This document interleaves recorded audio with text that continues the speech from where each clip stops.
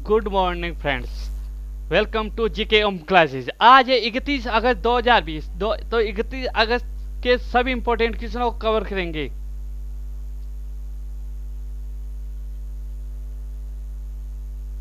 हाल ही में किस देश ने तेज गेंदबाज सेसी राइट्स ने संन्यास लेने की घोषणा की है? West Indies, Australia, New Zealand. तो इसका सही आंसर वेस्ट इंडीज।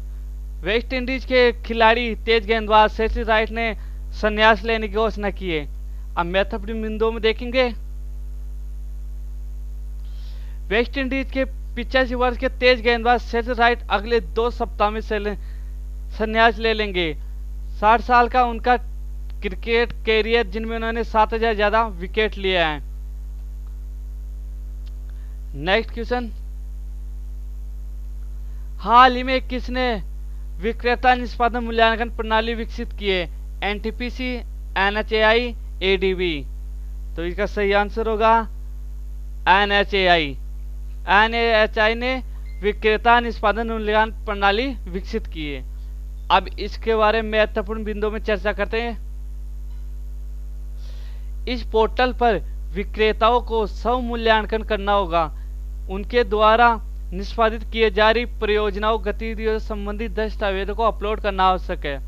एनएचएआई इस डेटा का मूल्यांकन करेगा और विक्रेताओं के लिए रेटिंग तैयार करेगा और जिसे उनके साथ साझा किया जाएगा। जो विक्रेता पोर्टल पर अपेक्षित दस्तावेज अपलोड नहीं कर पाए, उन्हें एनएचएआई की नीलामी में हिस्सा लेने की अनुमति नहीं दी जाएगी। नेक्स्ट क्वेश्चन, हाल ही में किसने जन औषधि सुगम ऐप लॉन्च किया है? Rajnath Singh, doctor Harshvardhan Singh, DV Sadananda Gowda. तो इसका सही आंसर है डीवी सदानंद गौड़ा। डीवी सदानंद गौड़ा ने जन औषधि सुगम ऐप लॉन्च किया है। नेक्स्ट क्वेश्चन, हाल ही में एस्ट्रा राफेल संचार प्रणाली का उद्घाटन कहाँ किया गया है? हैदराबाद, बेंगलुरु, दिल्ली। तो इसका सही आंसर होगा हैदराबाद में। हैदराबाद में एक एक्स्ट्रा राफेल संचार प्रणाली का उद्घाटन किया गया है। अब इसके बारे में महत्वपूर्ण बिंदुओं में चर्चा करेंगे। हैदराबाद में एक्स्ट्रा राफेल संचार प्रणाली का उद्घाटन किया गया है। यह प्रणाली भारतीय सशस्त्र बलों के लिए सामरिक संचार प्रणाली का डिजाइन, विकास और निर्माण करेगी। एक्स्ट्रा माइक्रोवेव और इजराइल के राफेल एडवांस डिफेंस सिस्टम के बीच संयुक्त उद्यम कई प्रकार में आधुनिक सॉफ्टवेयर परिभाषित रेडियो का निर्माण करने वाला भारत का पहला निजी क्षेत्र का फर्म बन गया है। नेक्स्ट क्वेश्चन, हाल ही में 3 सितंबर को नया व्यापार मार्ग खोलने का फैसला भारत ने किस देश के साथ किया है? श्रीलंका, बांग्लादेश, पाकिस्तान। तो सही आंसर है बांग्लादेश। बांग्लादेश ने 3 सितंबर से नया व्यापार मार्ग खोलने का फैसला किया गया है। अब महत्वपूर्ण बिंदुओं में चर्चा करते हैं। भारत और बांग्लादेश ने 3 सितंबर 2008 से एक नया व्यापार मार्ग खोलने का फैसला किया है ताकि अंतर्देश जल परिवहन तंत्र के दायरे का विस्तार करके क्षेत्रीय संपर्क को बढ़ावा दिया जा सके और इस क्षेत्र में व्यापार को बढ़ावा मिल सके। इस 30 सितंबर 2020 को एक बांग्लादेशी पोत दोनों देशों के बीच संपर्क को बढ़ावा देने के प्रयासों के तहत त्रिपुरा के लिए सीमेंट के माल का परिवहन करेगा। यह जहाज बांग्लादेश के प्रीमियम सीमेंट लिमिटेड से 50 मीट्रिक टन सीमेंट ले जाएगा। नेक्स्ट क्वेश्चन, हाल में भारत के किस राज्य सरकार द्वारा स्वस्थ शरीर स्वस्थ दिमाग अभियान शुरू किया है? महाराष्ट्र, उड़ीसा, दिल्ली। तो सही आंसर है दिल्ली। दिल्ली राज्य सरकार द्वारा स्वास्थ्य शरीर स्वस्थ दिमाग अभियान शुरू किया है। अब यहाँ पे बात हो रही है दिल्ली की।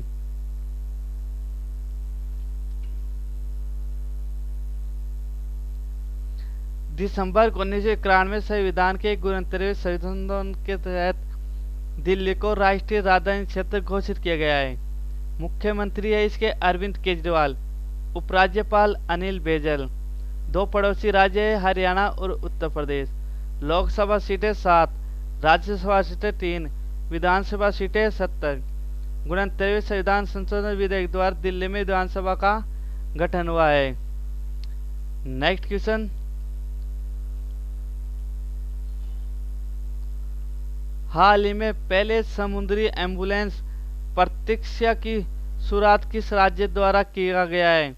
केरल, आंध्र प्रदेश, मध्य प्रदेश।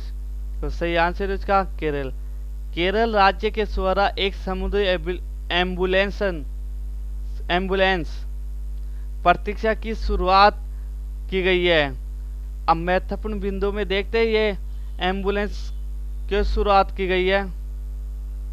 केरल सरकार द्वारा की गई पहली समुद्री एम्बुलेंस मछली पकड़ने के दौरान दुर्घटनाओं के कारण एक वर्ष में लगभग 30 मछुआरे समुद्र में अपनी जान गंवा देते हैं। इस संदर्भ में के तहत केरल सरकार ने अधिक कुशल बचाव प्रदान करने के लिए एम्बुलेंस सेवा की शुरुआत की है। नेक्स्ट क्वेश्चन, हाल ही में किसके द्वारा अगली पीढ़ी का स्टार्टअप चैलेंज चुनौती लॉन्च किया है?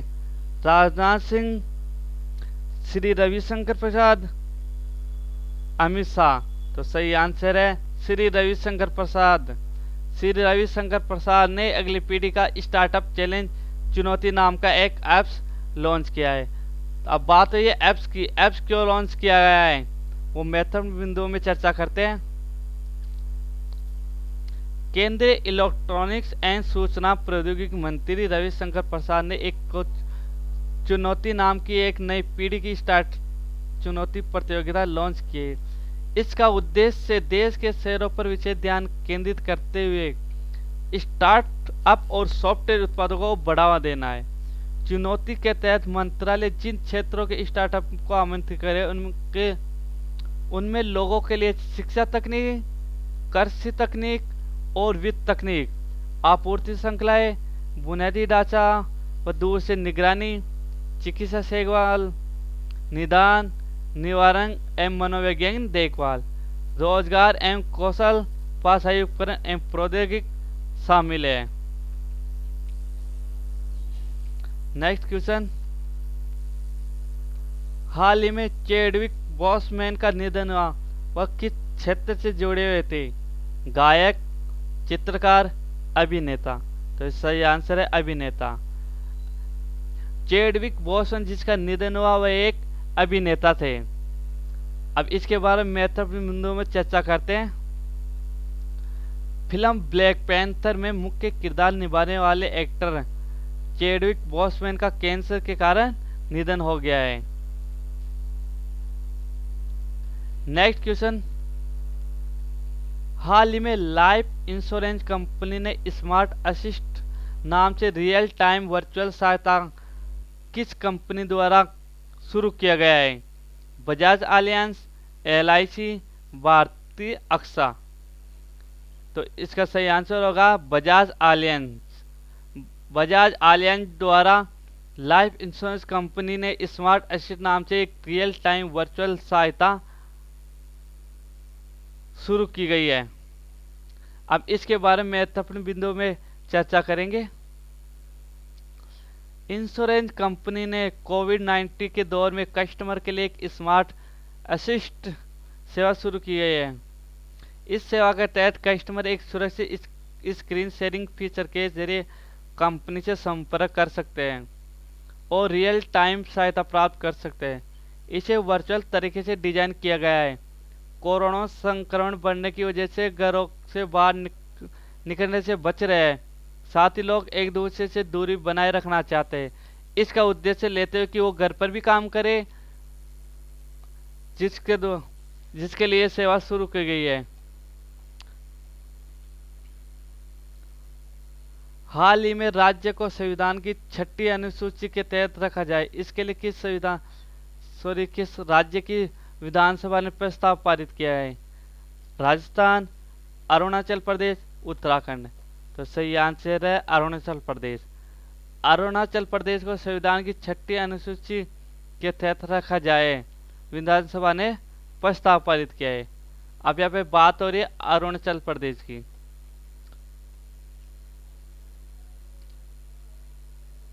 अरुणाचल प्रदेश जिसकी राजधानी ईटानगर, राज्यपाल बीडी मिश्रा, मुख्यमंत्री पेमा खांडू, लोकसभा सीट 2, राज्यसभा सीट 1, विधानसभा सीट 60, राष्ट्रीय उद्यान नामदफा राष्ट्रीय उद्यान, पर्यटन स्थल परशुराम कुंड, बौद्ध मंदिर, बोमडिला, आकाशगंगा वाटरफॉल प्रमुख पर्यटन स्थल है। 1962 से पहले इस राज्य को नेफा नॉर्थ ईस्ट फ्रंटियर एजेंसी के नाम से जाना जाता था। इस राज्य का अपना एक पृथक उच्च न्यायालय नहीं है। यह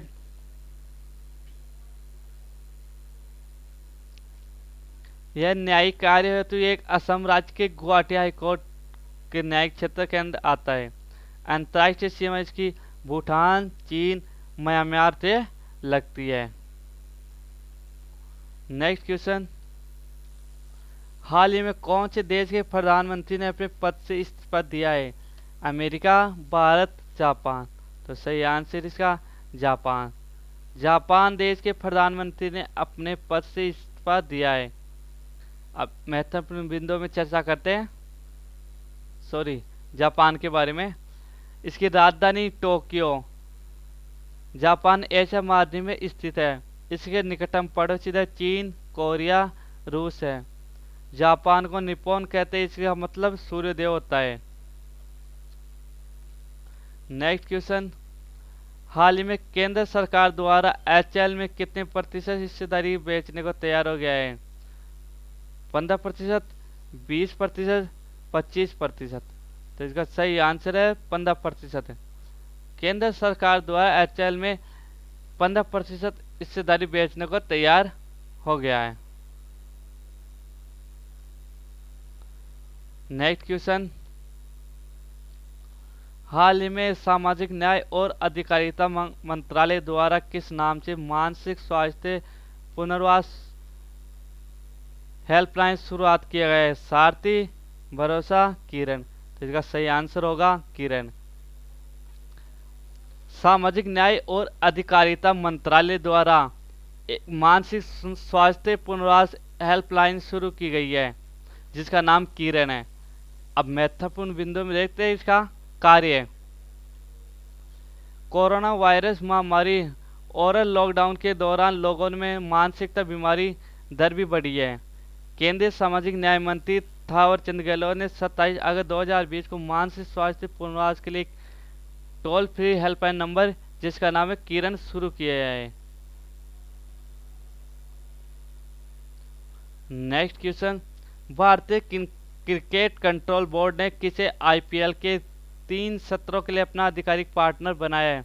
ओप्पो, वीवो, अनअकैडमी। तो सही आंसर है अनअकैडमी को बीसीसीआई ने आईपीएल के 3 सत्रों के लिए अपना आधिकारिक पार्टनर बनाया है। अब इसके बारे में महत्वपूर्ण बिंदु में चर्चा करते हैं। भारतीय क्रिकेट कंट्रोल बोर्ड ने अनअकैडमी के आईपीएल के तीनों सत्रों के लिए अपना आधिकारिक पार्टनर बनाया है। आईपीएल के अध्यक्ष गुरजत पटेल ने कहा कि 2020 से 2022 तक अनअकैडमी आधिकारिक भागीदारी बनाया है। आईपीएल का 13वां सीजन संयुक्त अरब अमीरात में 29 सितंबर से 10 नवंबर तक खेला जाएगा। नेक्स्ट क्वेश्चन, दक्षिण अफ्रीका में किस भारतवंशी को 3 मानद उपाधियों से नवाजा गया है? राजकुमार, ईश्वर राम लक्ष्मण, कलापुरी, केसरिया। तो इसका सही आंसर होगा राजकुमार ईश्वर राम लक्ष्मण को 3 मानद उपाधियों से नवाजा गया है। अब इसके महत्वपूर्ण बिंदु में चर्चा करेंगे कौन कौन सी उपाधियों से है। दक्षिण अफ्रीका में भारतवंशी जुलू राजकुमार ईश्वर राम लक्ष्मण को 3 मानद उपाधियों से नवाजा गया है। उन्हें यह उपाधि उनके परोपकार कार्य के लिए दिया गया है।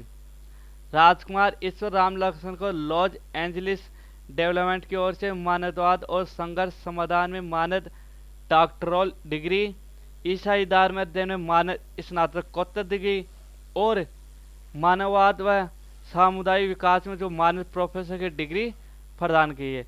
मतलब एक तो ये डिग्री, दूसरी मानद स्नातकोत्तर डिग्री और तीसरी से मानद प्रोफेसर की डिग्री प्रदान की गई है। नेक्स्ट क्वेश्चन, हाल ही में अंतर्राष्ट्रीय फिल्म महोत्सव का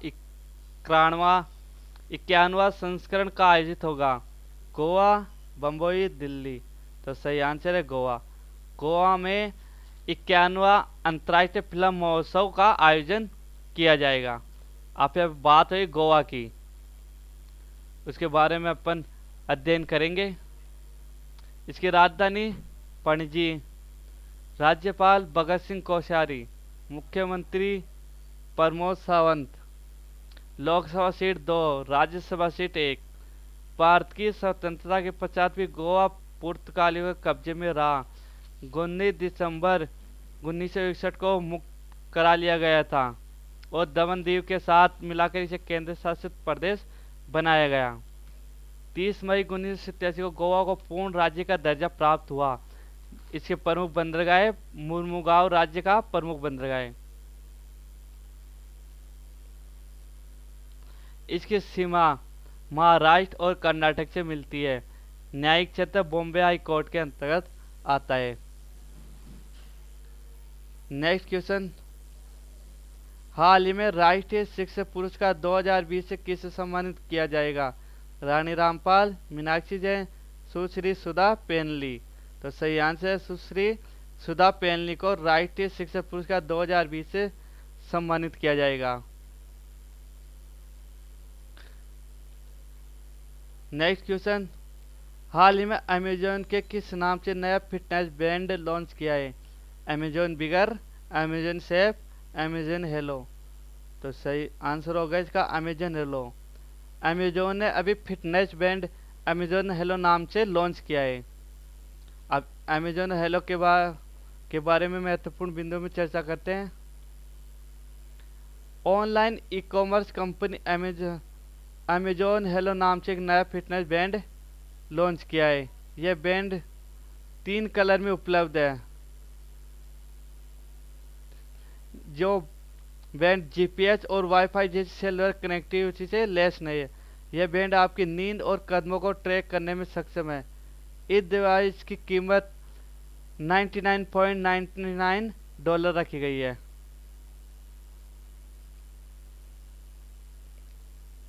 हाल ही में कौन सा राज्य भारत का पहला अंतर्राष्ट्रीय महिला व्यापार केंद्र स्थापित करेगा? केरल, ओडिशा, अरुणाचल प्रदेश। तो इसका सही आंसर होगा ओडिशा। ओडिशा राज्य भारत का पहला अंतर्राष्ट्रीय महिला व्यापार केंद्र स्थापित करेगा। अब ये महिला व्यापार केंद्र स्थापित क्यों करेगा, इसके बारे में महत्वपूर्ण बिंदु में चर्चा करते हैं। केरल राज्य की सरकार ने देश में महिलाओं को उद्यमशीलता में तेजी लाने और लिंग अनुपात समानता को सुरक्षित रखने के उद्देश्य से भारत का पहला अंतरिक्ष महिला व्यापार केंद्र स्थापित करने की घोषणा की है। इस पहल से महिलाएं नए व्यवसाय शुरू कर सकेंगे और उन्हें उत्पादों के वैश्विक स्तर पर मार्केटिंग करने की सुविधा भी प्रदान की जाएगी। तो फ्रेंड्स, मेरा वीडियो कैसा लगा? अगर आपको मेरा वीडियो पसंद आया है तो प्लीज़ इसको लाइक और शेयर करें, और अभी तक आपने मेरे चैनल को सब्सक्राइब नहीं किया तो प्लीज़ सब्सक्राइब कर लें। थैंक यू, धन्यवाद।